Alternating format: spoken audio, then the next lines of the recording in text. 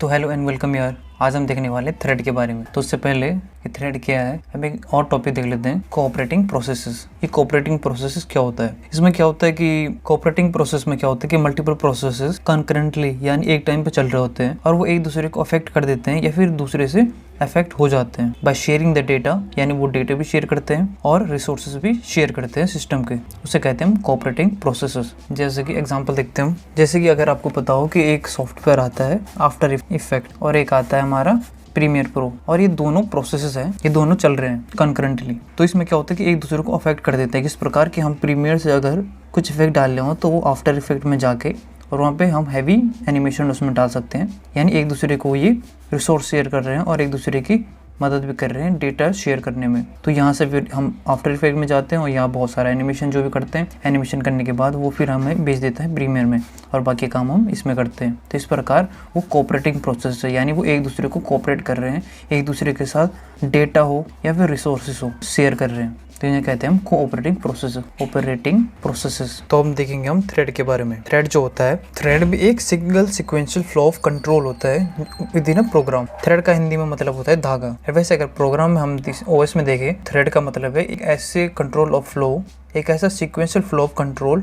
जो कि प्रोग्राम के अंदर होता है। डिसाइड करता है कि फ्लो, किसी प्रोग्राम का फ्लो कैसे होगा, ये डिसाइड करता है थ्रेड। और it is a part of programme.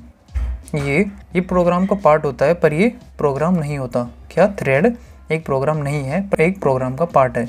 जैसे कि हमने सुना होगा कोई सीपीयू होते हैं मल्टी थ्रेडेड, सिंगल थ्रेडेड। तो वो क्या होता है थ्रेड? जैसे कि हमारे प्रोसेस है और वो प्रोसेस जो है वो मल्टीपल चीज़ें एक साथ करना चाहती है। जैसे हमारा लेट्स से क्रोम है, उसमें क्या कर रहे हैं कि हम यूट्यूब में वीडियो भी चला रहे हैं, उसी टाइम क्रोम में कुछ डाउनलोड भी कर रहे हैं, उसी टाइम हम कुछ वेबसाइट भी विजिट कर रहे हैं, यानी कोई वेब सर्फ भी कर रहे हैं। तो ये मल्टीपल काम हो रहा है एक ही प्रोसेस में, यानी उसे इतना कंट्रोल फ्लो, तो इतना सारा काम से करना पड़ेगा ऑफ प्रोसेस को। प्रोसेस हमारी क्रोम है तो इसमें उसे यूट्यूब वीडियो भी चलानी पड़ रही है, डाउनलोड भी करना पड़ रहा है, वेब सर्फ भी कर रहे हैं हम। तो वो करता है ये किसकी मदद से? थ्रेड की मदद से, यानी प्रोसेस है। तो वो क्या करेगा कि अगर पुराने ज़माने के होते, अगर एक आता था पहले हॉट जावा ब्राउज़र,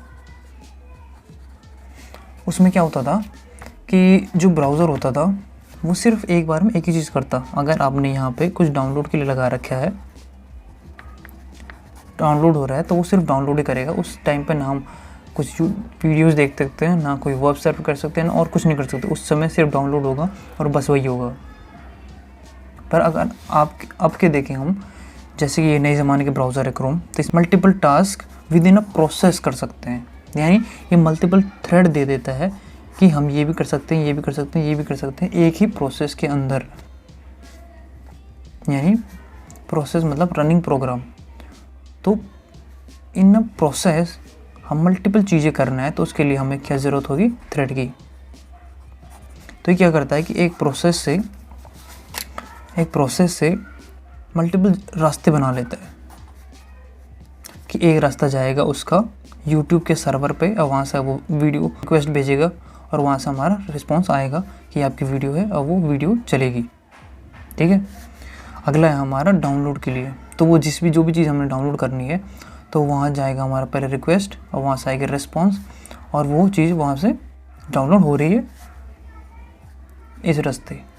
अब जो नेक्स्ट है हमारा, इसमें कर रहे हैं वेब सर्फ, यानी हमने कोई भी साइट निकाल लिया और हम उसमें देखते जा रहे हैं कि क्या कंटेंट हमें करना है। तो ये जो हो रहा है, ये रास्ते बनाए, फ्लो ऑफ कंट्रोल बनाए, ये बनते हैं किससे? थ्रेड से। यानी प्रोसेस के अंदर मल्टीटास्किंग हो रही है। जैसे कि हम ओएस में करते हैं तो उससे कहते हैं हम मल्टीटास्किंग। परंतु अगर वो प्रोसेस के अंदर हो तो उसे कहते हैं हम थ्रेड। प्रोसेस ने हमने थ्रेड बनाया। इंटर प्रोसेस कम्युनिकेशन, जैसे कि नाम से पता चल रहा है कि मल्टीपल प्रोसेसेस हैं और हम प्रोसेस में आपस में बातें हो रही है। ऐसे ह्यूमन वाली बातें नहीं, परंतु कम्युनिकेशन हो पा रहा है। किस चीज़ का? डेटा का। उनके आपस में जो डेटा सिंक्रोनाइजेशन है वो आसानी से हो पा रहा है। यानी हमारे पास दो प्रोसेस है, लेट्स से ये है हमारा P1, ये हमारा P2, इनके आपस में कम्युनिकेशन होनी है। तो P1 से ये प्रोसेस है, मतलब कोई प्रोग्राम चलाया हमने, लेट्स से ये चलाया हमने फोटोशॉप, ये हमारी है, और ये वाला प्रोग्राम क्या है हमारा? File manager. तो इससे इसमें कम्युनिकेशन हो पाना, मतलब यहाँ से फ़ोटो पकड़ के यहाँ लाना फ़ोटोशॉप में, और यहाँ एडिट होने के बाद उसको फिर यहाँ सेव करना। तो ये कम्युनिकेशन हो पा रहा है, डेटा का ट्रांसफ़र हो पा रहा है, ये होता है इंटर प्रोसेस कम्युनिकेशन, यानी दो प्रोसेस के बीच में डेटा शेयरिंग और को कहते हैं हम इंटर प्रोसेस कम्युनिकेशन। वैसे हमारा नेक्स्ट है इंटर प्रोसेस मैसेज, यानी डायरेक्ट कम्युनिकेशन। अब इसमें क्या होता है कि जो इंटर प्रोसेस मैसेज है या फिर डायरेक्ट कम्युनिकेशन मेथड भी कहते हैं इसे, कम्युनिकेशन मेथड। इसमें क्या होता है कि एक प्रोसेस है, लेट से ए, अब की बार हमने प्रोसेस ए ली है, ये हमारी प्रोसेस बी है। तो ये जो प्रोसेस ए है ये क्या करेगा, ये इसको भेजना है मैसेज बी वाले को, बी प्रोसेस को। तो क्या करेगा, सिस्टम कॉल लगाएगा, मतलब एक फंक्शन होता है सिस्टम कॉल सेंड, कोई मैसेज लिखा उसने उसके बाद कर दिया सेंड।